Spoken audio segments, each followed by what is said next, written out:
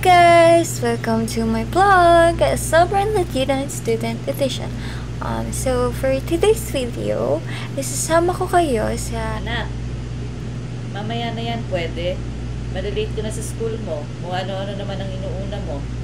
Sige na, lumakad ka na. Maaga pa naman ma. Panira ko naman po eh. Anong panira? Pinapaalis ka na at malilate ka. Kung palayasan talaga kita ng totoo. Eto naman si mama, parang binibiro lang eh. Sinasabi ko talaga sa'yo, Catherine Bartolome. Kapag di ka nag-ingat sa mga pinagagawa mo, ikaw rin ang mapapahamak. Mag-ingat ka, ha? Yes po. Anong oras ka pala uuwi mamaya? Agahan mo ng uwi, diretso na sa bahay para sabay-sabay na tayo maghapunan. Iintayin ka namin. Opo, ma. I love you.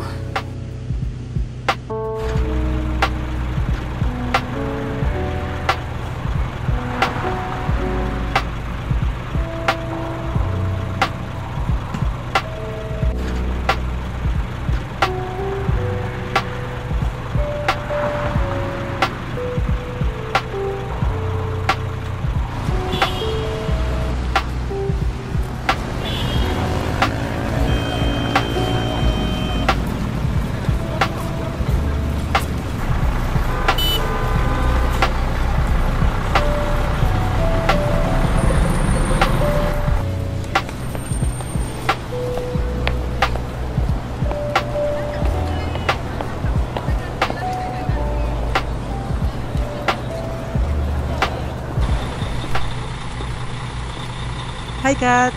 Pwede mo ba magpa-picture? Napapanood ko dito sa talkbook. At ang ganda nyo rin po pala sa personal.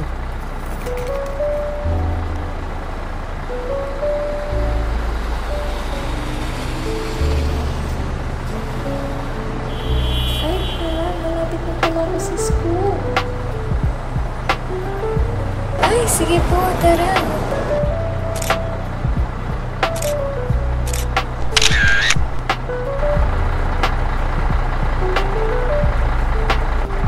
Sige po, dito na lang po ako.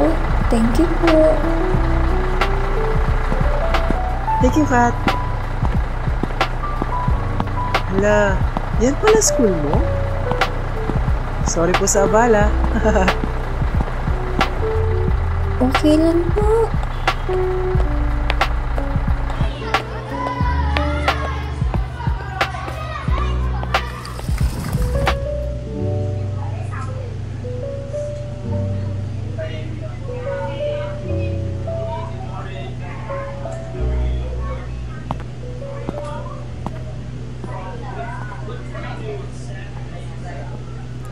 Be, tignan mo. Di ba sikat yun? Yung sikat sa talkbook?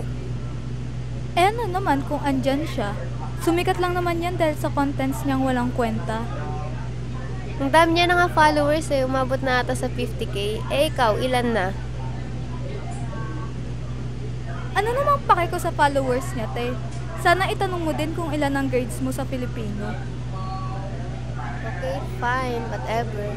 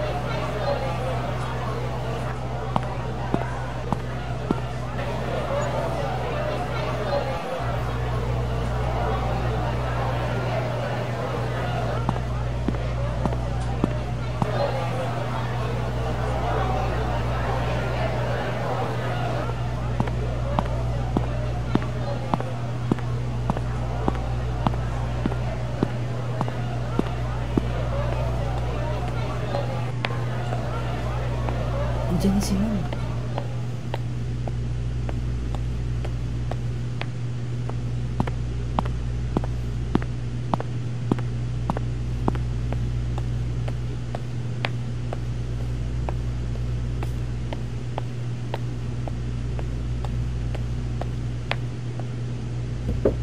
Isang mapagpalang umaga, ikasampung baitang. Magandang umaga rin po, Pilipining Santos.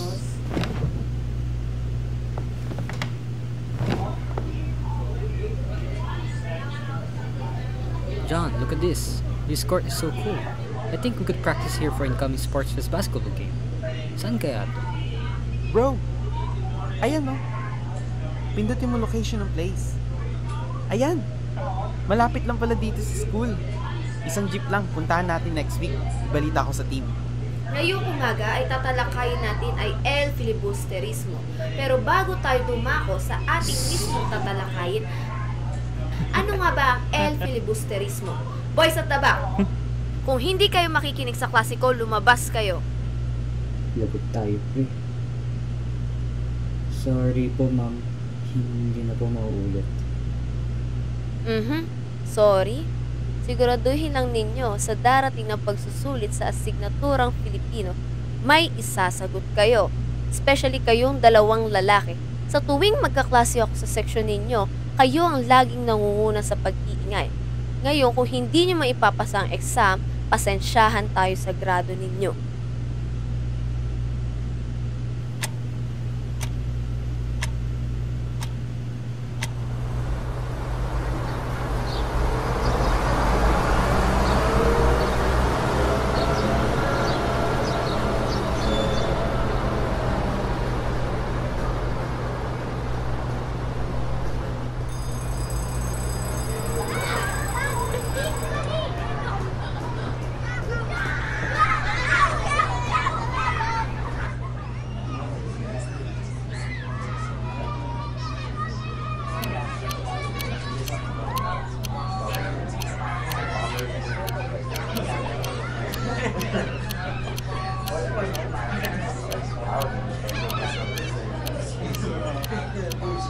Uy, Ethan, maglinis ka muna. Takas ka lang naman ng takas. Susumbong ka na namin kay ma'am. O, ito yung walis. Simula ka hanggang first row, ah. No. Cut, picture mo! Cut, Kat, follow back mo naman po ako.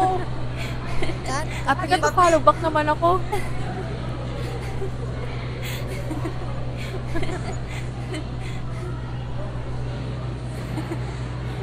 Cut, naman oh.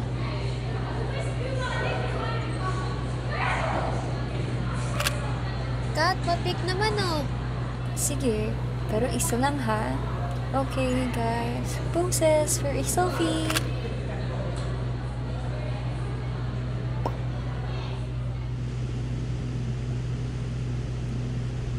Sige, pero isa lang ha. Okay, Grabe, guys. hindi ko kaya. Poses for a Sa school, selfie. ang dami nilang nagpapapicture. Check ko nga yung comments.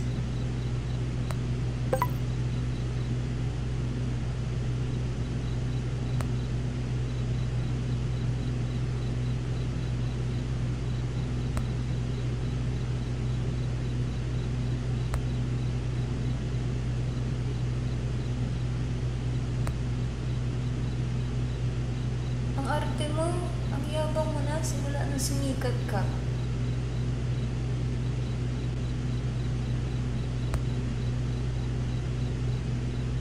Sayang, dati ang humble mo. Pero ngayon, snub ka na.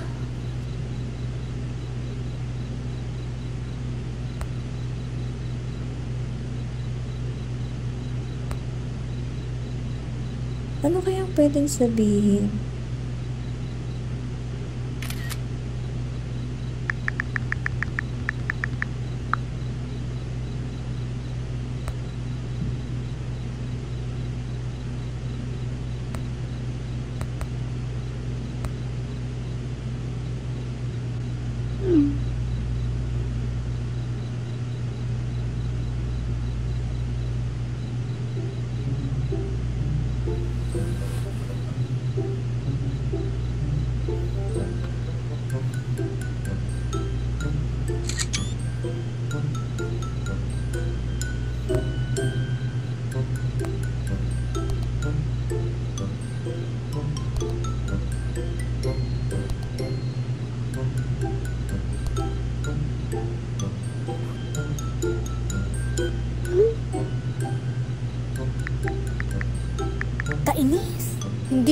nadagdagan.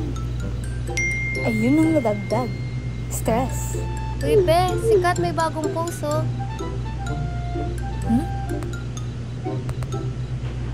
Hala siya, may pa-heartfelt message pang nilalaman. Bot GPT pa ata to eh.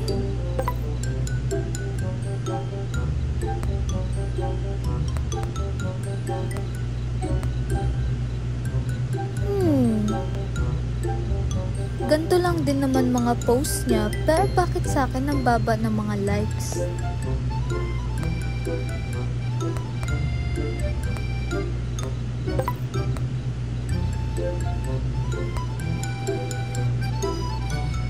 Deserve. Sus, pakaswerte niya lang talaga. Anong nakakawaw dun? Yung bot message niya?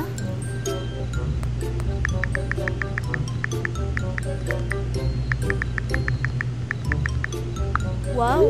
Kailangan ba niya talaga ipakita every single update sa buhay niya?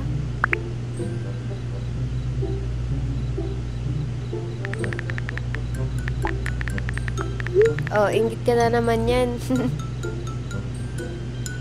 Hoy Mix, for your information, mas maganda ako sa kanya at talented at di hamak na mas sikat. Tsaka mas gusto nung tao yung sumasayaw lang sa harapan ng camera, no? So bakit ako maiinggit? Eh bakit parang ang bitter mo naman sa mga achievements niya? Di ba best friends naman kayo dati?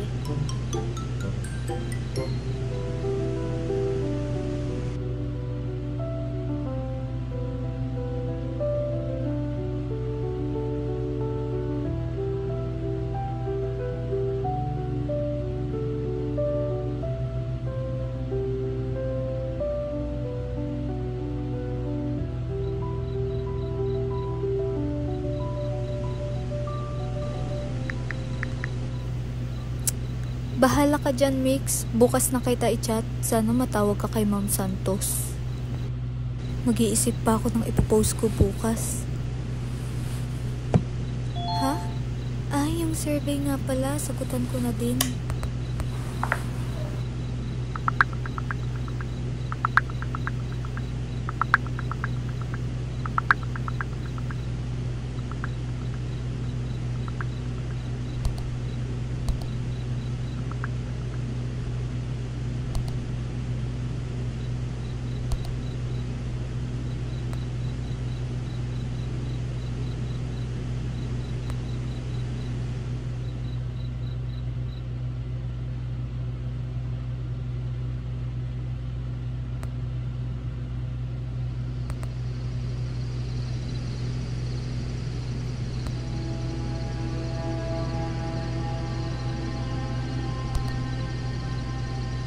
Mix, pwedeng pa-help?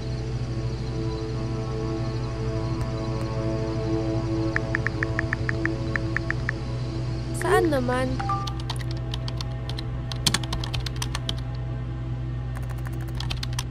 Pwede bang manghiram ng 500 pesos? Ha? Para saan? May order lang ako na darating. Wala na kasi akong extra, di pa binibigay ni Mommy allowance ko. Bayaran ko bukas. Okay, pero 200 lang laman ng cash app ko eh. Sige, pwede na yan. Thanks. Isend ko na lang dito sa bagong account ko. Okay.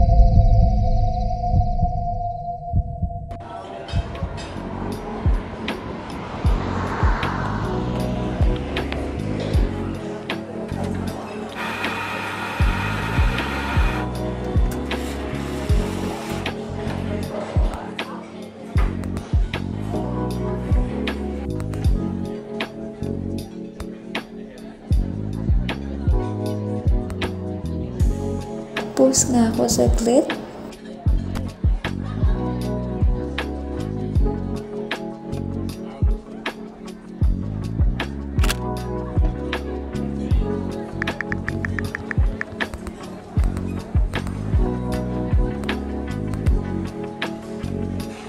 Kat, pwede ba tayo mag-selfie?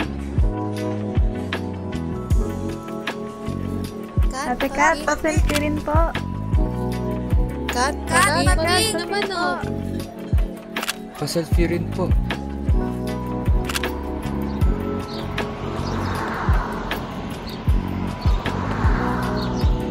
Grabe, nakakatuwa talaga sila.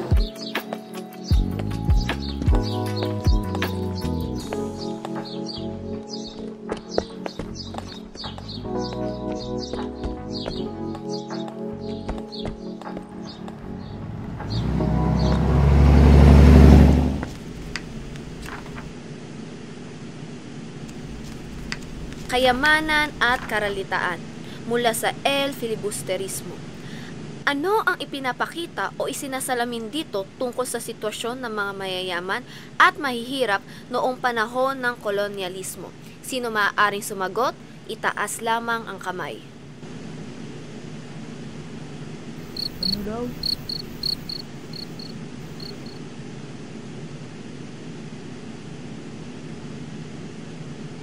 Ay, Shems, ako pa ata matatawag. Ikaw, Binibining de la Cruz, ano sa tingin mo ang ipinapakita sa sitwasyon ng mga mamayan noong panahon ng kolonyalismo? Ma'am, ipinapakita po dito na yung mga yayaman, kahit na hindi sila nagtatrabaho ng husto, sila pa rin yung may kapangyarihan. Tapos yung mga mahihirap naman po, kahit sila yung nagsisikap, sila pa rin yung mga inaabuso.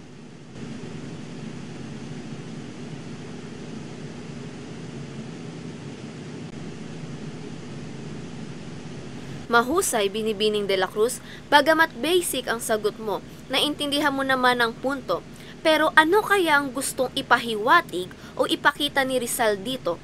Paano ito naiugnay sa kalagayan ng mga Pilipino noon?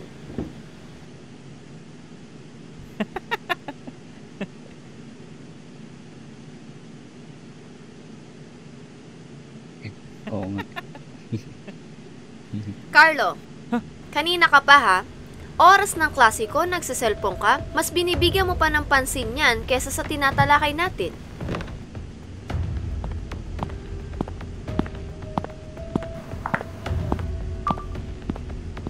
Ganito na ba ang mga estudyante ngayon? Mga wala ng respeto at hindi na marunong makinig sa mga guro?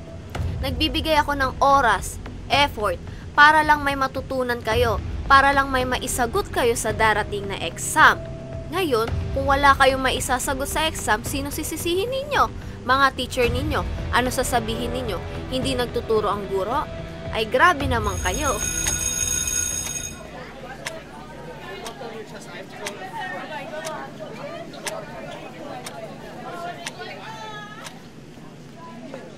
Ganito na ba ang mga estudyante ngayon? Mga wala ng respeto at hindi na marunong makinig sa mga guro? Nagbibigay ako ng oras, effort, para lang may matutunan kayo, para lang may maisagot kayo sa darating na exam. Kahit naman yata ganun yung nangyari kanina, mali pa rin ata ni ma'am na pinost niya yan sa social media. Di ba dapat pinag-usapan na lang yan in private?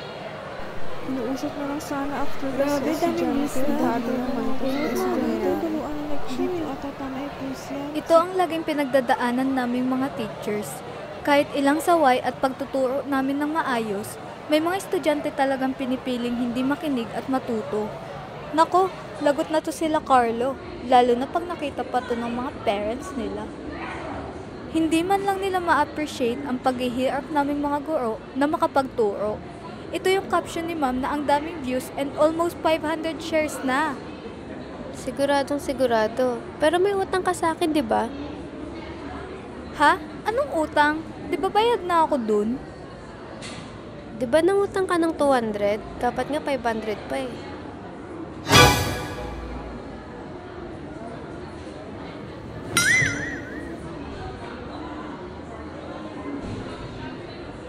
Pinagsasabi mo, kailan naman ako nangutang ng 200? La, amnesia lang. Ayan tayo kapag singilan, nakakalimutan bigla. Diba nangutang ka sa akin kagabi? Remember? Akin na. Ha? Anong kagabi? Tulog na ako kagabi.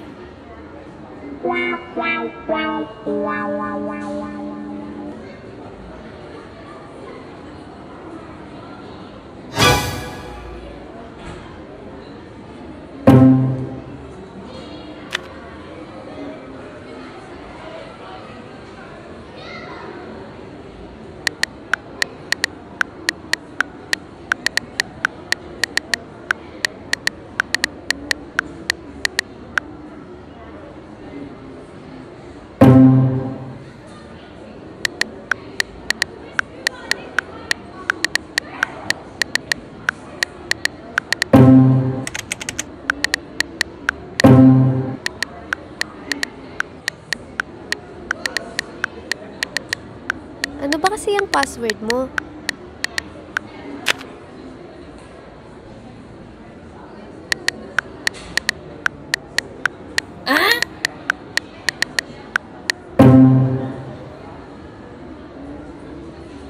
Kaya naman pala ganyan yung mga password mo, tapos wrong info pa. Ano bang pake mo? Password lang naman yan. Yan, kaya ka na-hack eh. Kung ako na-hack, ikaw nga na-scam. Hayaan mo na nga, gagawa na lang ako ng bagong account. Kung gagawa ka ng panibagong account, ayusin mo naman yung password mo, yung hindi madaling hulaan. Tsaka i-turn on mo kaya yung 2-way authentication mo sa account mo, para naman matrack mo kung sino yung nagla-login and nagla-logout. Pero wala ka namang importanteng files dun sa account mo, diba? Oo na, ang dami mong sinasabi. Tinuturoan ka lang, girl. Sabihan na lang natin yung iba na i-report yung account ko. Oo, tama. Sabihan mo na rin sila na i-report yung account mo para wala na mabiktima.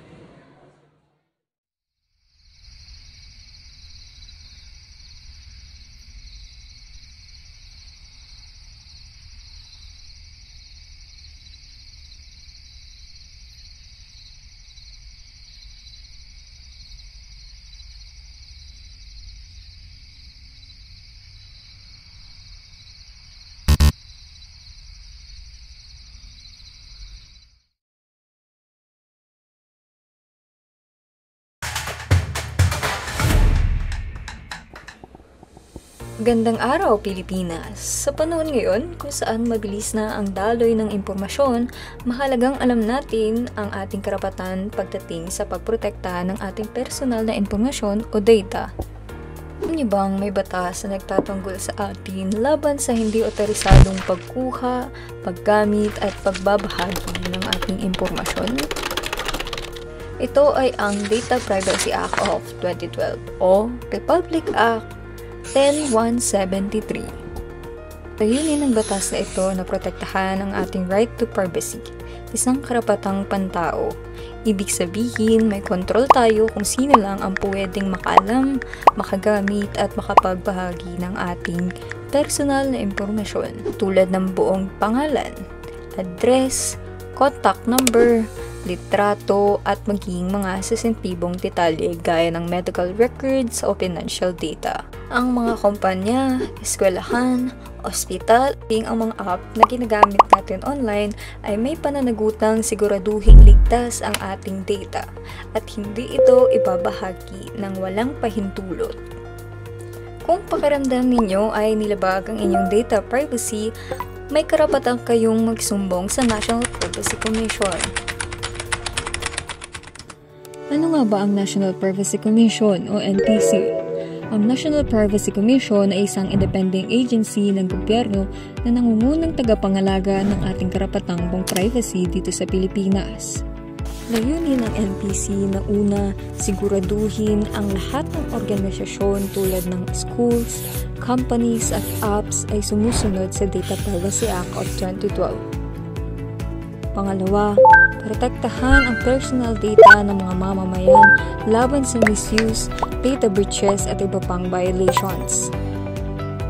Pangatlo, tumanggap at imbestigahan ang mga reklamo galing sa publiko kung may paglabag ng data privacy.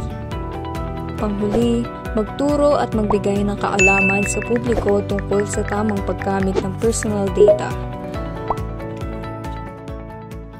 At meron ding 8 pang importanteng karapatan na dapat mong malaman sa ilalim ng Data Privacy Act of 2012. Tinatawag itong Rights of Data Subjects. 1. The right to be informed. May karapatan kang malaman kung paano ginamit ang iyong impormasyon. 2. The right to object. Maaari kang tumanggi sa hindi makatarungang paggamit ng iyong data.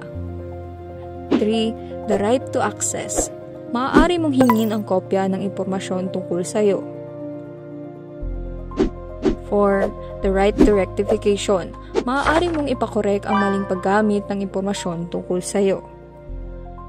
5. The right to erasure or blocking. Maaari mong ipabura ang maling paggamit ng iyong data. 6. The right to damages. Maaari kang humingi ng danyos kung ikaw ay naging biktima. 7. The right to data portability.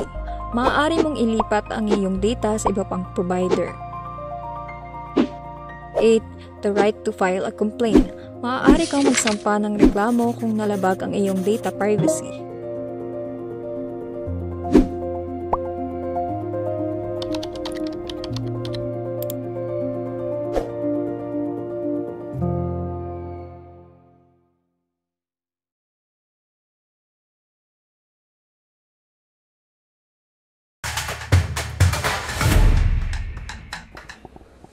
At ang batas na ito ay may kabuuang 25 seksyon sa ilalim ng Republic Act 10173. Pero kung kasama ang IRR o Implementing Rules and Regulation ng National Privacy Commission, NPC, ito ay aabot sa 31 seksyon o higit pa, depende sa editasyon. Ngunit sa aming kaso, maraming probisyon ang malinaw na nalabag. Ito ay ang mga sumusunod. Section 17. General Data Privacy Principles. Ang lahat ng pagproseso ng personal na impormasyon ay dapat legal at patas para lamang sa tamang layunin at may sapat na seguridad. Hindi patas, hindi legal at walang pahintulot ang pagkuha ng hacker sa aking account at personal na impormasyon. Section 21. Criteria for lawful processing of personal information. Ang personal na impormasyon ay maaaring iproseso kung may pahintulot o kung may legal na dahilan.